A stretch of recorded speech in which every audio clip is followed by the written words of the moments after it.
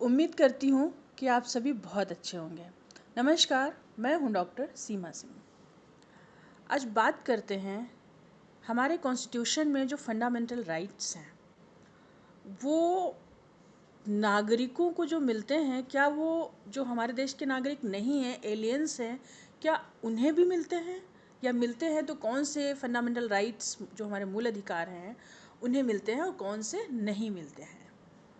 तो सबसे पहले तो हम ये देख लेते हैं कि फंडामेंटल राइट्स मूल अधिकार हैं कौन से, किस आर्टिकल में आते हैं। तो हमारे संविधान में पार्ट 3 एक कई पार्ट्स में डिवाइडेड है। तो पार्ट 3 में फंडामेंटल राइट्स को रखा गया है। ये आर्टिकल 12 से आर्टिकल 35 तक है।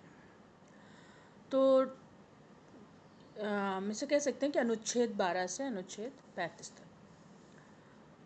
तो वो कौन कौन से फंडामेंटल राइट्स हैं जो हमारे नागरिकों को तो मिलते हैं लेकिन एलियंस जो हमारे देश के नागरिक नहीं हैं उनको नहीं मिलता है उनका लाभ।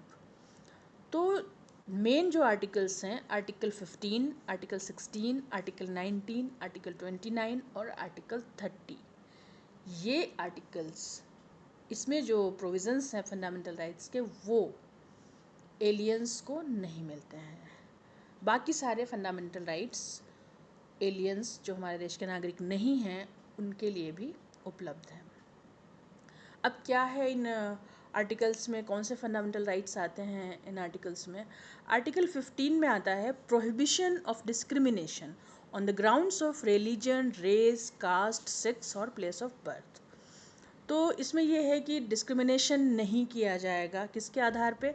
रिलीजन के आधार पे, धर्म के आधार पे किसी के बीच भेदभाव नहीं किया जा सकता, रेस के आधार पे नहीं किया जा सकता, कास्ट जाति के आधार पे नहीं किया जा सकता, सेक्स जेंडर कौन सा है, मेल या फीमेल, उसके आधार पे डिस्क्रिमिनेशन नहीं किया जा सकता, या फिर प्लेस ऑफ बर्थ कि कौन कहाँ पैदा हुआ है, कि कोई जम्मू कश्मीर में पैदा हुआ है या कोई नॉर्थ ईस्ट में पैदा हुआ है या कोई केरल में, तमिलनाडु, कौन कहाँ पैदा हुआ है, इस आधार पे किसी के साथ भी भेदभाव नहीं किया जा सकता। ये हमारा संविधान में ये जो अनुच्छेद 15 है यहाँ ये प्रावधान है।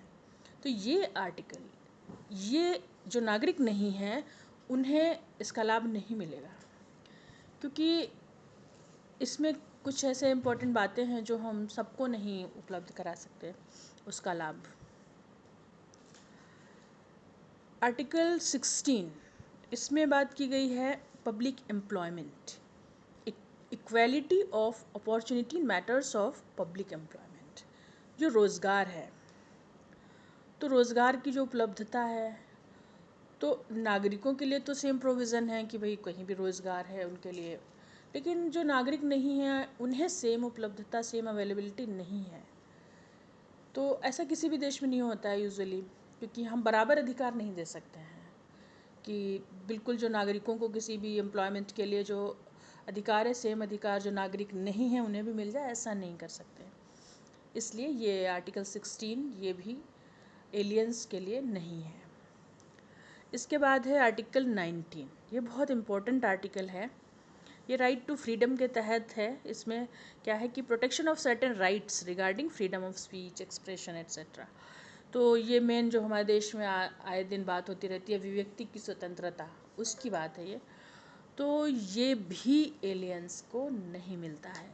जो नागरिक नहीं है हमारे देश के उन्हें इस आर्टिकल के तहत जो मूल अधिकार है वो इसका फ़ायदा नहीं उठा सकते। इसके बाद है आर्टिकल 29 और आर्टिकल 30। तो आर्टिकल 29 और 30 ये आते हैं कल्चरल एंड एजुकेशनल राइट्स के तहत। इसमें है आर्टिकल 29 में क्या है कि protection of interests of minorities, ये माइनॉरिटीज़ जो अल्पसंख्यक हैं उनके इंटरेस्ट्स के प्रोटेक्शन की बात है। तो ये भी उन्हें नहीं मिलता है क्योंकि अगर कोई जो हमारे देश के नागरिक नहीं है वो तो यहाँ पे आके माइनॉरिटी में ही होंगे, तो इसके आधार पे हम उनको ये सुविधा नहीं दे सकते। जो नागरिक हैं उन्हें ही ये सुविधा मिल सकती है कि उनके जो इंटरेस्ट्स हैं उनका प्रोटेक्शन किया जाए। आर्टिकल 30 में क्या है कि right of minorities to establish and administer educational institutions. तो जो हमारे देश के अल्पसंख्यक हैं शिक्षा संस्थान उनकी स्थापना कर सकते हैं, प्रशासन करने का ये उन्हें अधिकार दिया गया है। ये अधिकार भी एलियंस को नहीं मिलता है। तो इसके बाद में कुछ ऐसे पोस्ट हैं, कुछ ऐसे ऑफिसेज हैं जिनके पदों पे जाने के लिए इस देश का नागरिक होना ज़रूरी है। यदि आप इस देश के नागरिक नहीं हैं तो आप उन पदों पे कभी भी नहीं जा सकते। जैसे कि प्रेसिडेंट ऑफ इंडिया अगर बनना है तो इस देश का नागरिक होना ज़रूरी होगा, भारत का। वाइस प्रेसिडेंट, वो भी इस देश का नागरिक ही बन सकता है। जो नागरिक नहीं है वो वाइस प्रेसिडेंट या प्रेसिडेंट नहीं बन सकता। गवर्नर ऑफ द स्टेट्स, राज्यों के जो राज्यपाल होते हैं वो भी जो देश के नागरिक नहीं हैं वो नहीं बनाए जाते हैं। जो इस देश के नागरिक हैं, भारतीय हैं, वही बनते हैं। जजेस of supreme court, high court, supreme court के जो जज हैं या हाई कोर्ट के जज हैं वो भी बनने के लिए भारत का नागरिक होना ज़रूरी है। अटॉर्नी जनरल ऑफ इंडिया वो भी नहीं बन सकते यदि नागरिक नहीं हैं तो। अटॉर्नी जनरल बनने के लिए भी इंडियन सिटीज़न होना ज़रूरी है। Controller and auditor general, CAG भी इंडियन सिटीज़न ही जो होता है उसी को बनाया जाता है। जो इंडियन सिटीज़न नहीं है वो सीएजी नहीं बन सकता है। साथ में मताधिकार, एडल्ट सफ्रेज जो है, मताधिकार जो है वो भी इंडियन सिटीजन्स को ही अवेलेबल है। जो यहाँ का नागरिक नहीं है वो वोट नहीं डाल सकता। जो लोकसभा के इलेक्शन होते हैं या लेजिस्लेटिव असेंबली विधानसभाओं के इलेक्शन होते हैं उसके लिए इंडियन सिटीज़न ही वोट डाल सकते हैं। और साथ में चुनाव लड़ने का जो अधिकार होता है, राइट टू कंटेस्ट इलेक्शंस, जैसे एमपी बनना, एमएलए बनना, इसके लिए भी इंडियन सिटीज़न होना ज़रूरी होता है। तो ये वो कुछ इम्पोर्टेंट फंडामेंटल राइट्स हैं और साथ में वो पद हैं जो इंडियन सिटीज़न जो नहीं होता है उसको नहीं मिल सकते हैं। तो बस इस वीडियो में यहीं तक, मिलते हैं नेक्स्ट वीडियो में। Thanks for listening.